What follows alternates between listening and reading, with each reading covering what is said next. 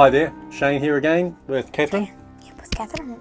And we're going to rip straight into it because I think the book's getting gripping now. Up the hill they sped with an ease that surprised Argus. Despite carrying packs and camouflage nets, they muscled their way up through the trees higher and higher. Lexington stopped every now and then to catch her breath, but still maintained the group's pace.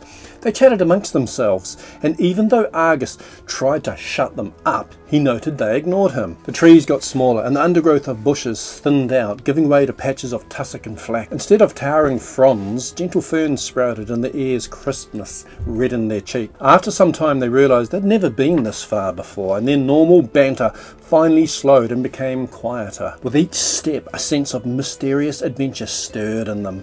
Even wanting to know their parents' whereabouts diminished, and only Lexington gave thought to it, pondering what little facts she had decided upon. A few hours later, Melaleuca followed Argus through the last line of thin, bent-over, gnarled trees, and along with her cousins, burst out into an open hillside of scrubby tussock near the snow line. The hill soared for hundreds of metres upwards, and the snow sat barely visible on the tops. Large patches of rocks erupted out of the earth, and though a gentle wind blew downhill, tussock bushes leant at right ankles upwards, a testament to past blusters. Ari trod forward of Melaleuca, holding his arms out wide, and she could feel his want to hold it all. Still Argus continued its upward trudge. Wow, Ari said. Something about the hills had always called to Ari, some silent song of stolid solitude.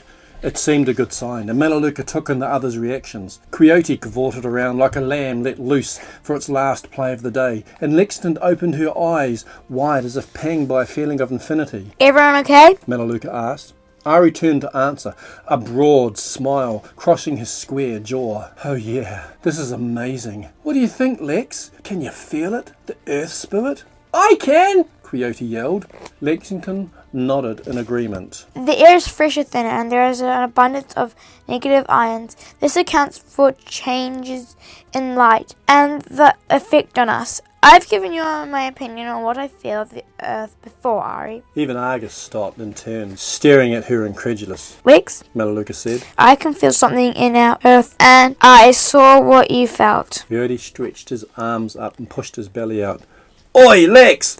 I feel where giants have been. Lexington rolled her eyes at his words and said to Melaleuca, Do you realise you just made Ari right by making me wrong? Another decision? Started Argus. Do whatever this is later. Keep moving. Sure. Are we going up and over there? Ari pointed to the top. Argus waved his arm between two of the bare rolling mountain tops. No, we go over the pass between the tops. A long, lazy slope spread between them like a reclining armchair. Oh, yes! Over the giant's armchair, Quixote said. The what? Argus asked. Well, you know, his head lays up there and his feet rest there. Giants used to live in this land, and that's where they rested. Argus rubbed his eyes, annoyed. Shut up and follow. We need to get over the pass and under the cover of forest before sundown. If we keep stopping to admire the scenery, we'll get caught. Ari and Quixote took up his words and dashed through the tussock, clambering over the rocks, as if to prove to Argus they could beat him there.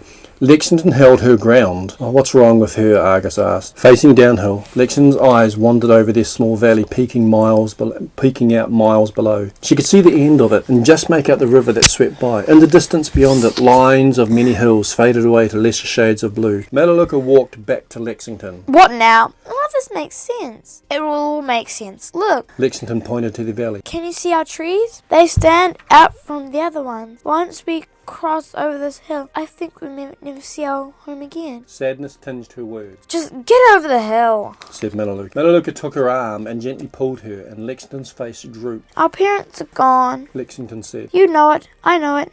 Lexington, let's go. Why don't you tell me what was said to you? I rose in Melaleuca. I hate that self-pitying tone of her. She knew that they needed to get going. The time for talking would be later. We are being chased, Melaleuca said. Did you touch the men? Are they real? It could be a trick. Light and mirrors can make one man look like many. I have not seen it. Okay then, Mum said go as far as you can see, then you can see further. Melaleuca let Lexington's arm go with a forceful flick. Okay, there, I have told you, let's go. Lexington looked at the valley once more, the largeness of it stilling her overactive mind. The gentle haze of distance called to her, and like a chorus of blues they mixed with the sky, making her feel a small part of something greater.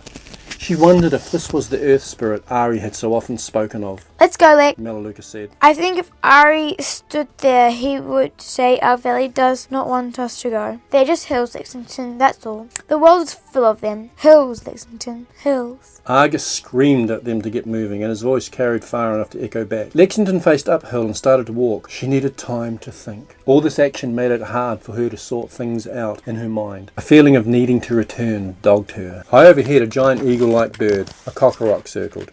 From its skyward vaunting view, it focused its crisp eyes and spied the small party of people weaving like disjointed dots up to the low pass of the giant's armchair. Right, that's all we're reading for today. And if you don't want to hear the discussion, click off and go to the next.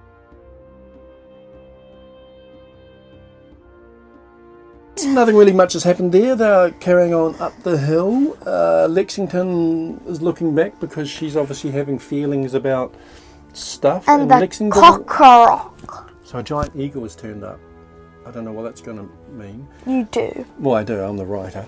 But you guys don't. But what's bizarre is Lexington doesn't do feelings, yet she's got a whole bunch of feelings happening. Who do you think out of Lexington, Melaleuca and Ari is the one that's going to hold them up the most? Lexington. Yeah. You know why? Lexington thinks too much, and there's a lesson there in life. Don't think too much, just do it. Unless, of course, it's flying a plane. If you're flying a plane, you're going to have to do a lot of thinking and learning before Plane, you fly. not pain. Oh no, I flew a plane once. You're right. Okay, that's it for... Oh, That's what I was supposed to say. That's it. okay, so... That's it from us. Goodbye. See you in the next video. Bye. And get the link if you haven't already, because the links. Yes, of course. Check out the ebook if you want to carry on reading. And The link should be somewhere around this clip.